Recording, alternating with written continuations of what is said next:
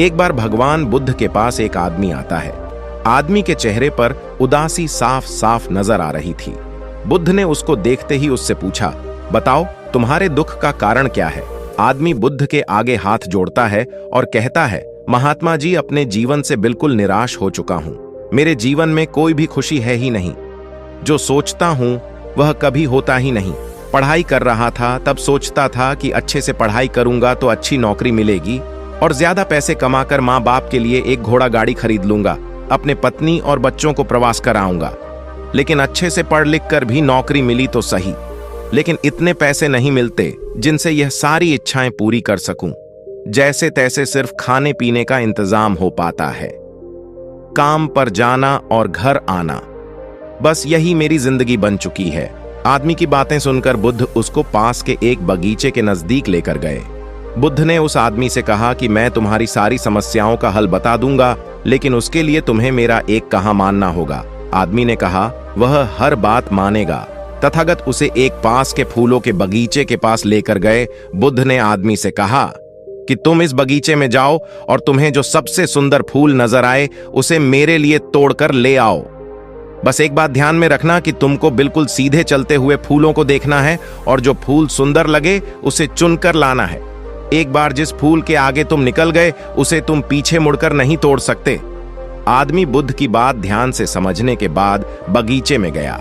आदमी को बगीचे में प्रवेश करते ही कई सारे सुंदर फूल दिखाई दिए, लेकिन आदमी ने उनमें से एक भी फूल नहीं तोड़ा, क्योंकि उसे विचार आया कि हो सकता है आगे इनसे भी ज्यादा सुंदर फूल मिले।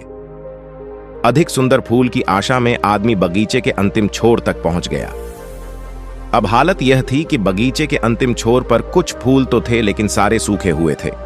आदमी को काफी पछतावा हुआ कि उसने पहले ही कोई सुंदर फूल क्यों नहीं तोड़ लिया।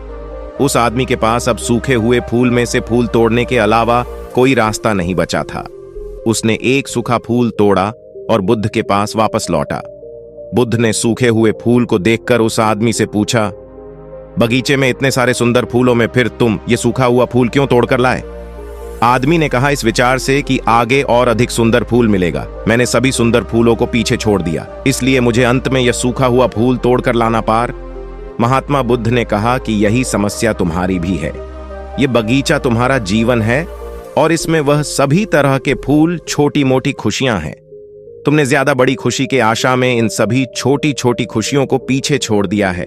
घोड़ा गाड़ी पाकर शायद तुम्हारे माता पिता इतने खुश ना हो जितना तुम उनके पास बैठकर उनसे बातें करोगे, उनकी सेवा करोगे तब होंगे। किसी बड़े पर्यटन स्थल पर जाकर तुम्हारे बीवी बच्चे खुश हो सकते हैं, लेकिन उससे भी ज्यादा खुश वो तब होंगे जब तुम उनके साथ समय बिताओगे, उनसे प्यारी बातें करोगे, उनके साथ खेलोगे, उनके साथ अपने मन की बातें साझा करोगे। महात्मा बुद्ध की बातें उस आदमी को समझ में आ गईं और उसकी विचारधारा बदल गई। वह अपने उसी पुराने जीवन में खुश रहने लगा जिसमें वह पहले दुखी रहा करता था। दोस्तों, यही तो हम भी अपने जीवन में करते हैं। हमारे पास जो है उसका महत्व नहीं समझते और फिर कुछ और ज्यादा पाने की आस में जो है उसका भी आनंद या सुख लेना भूल जाते हैं।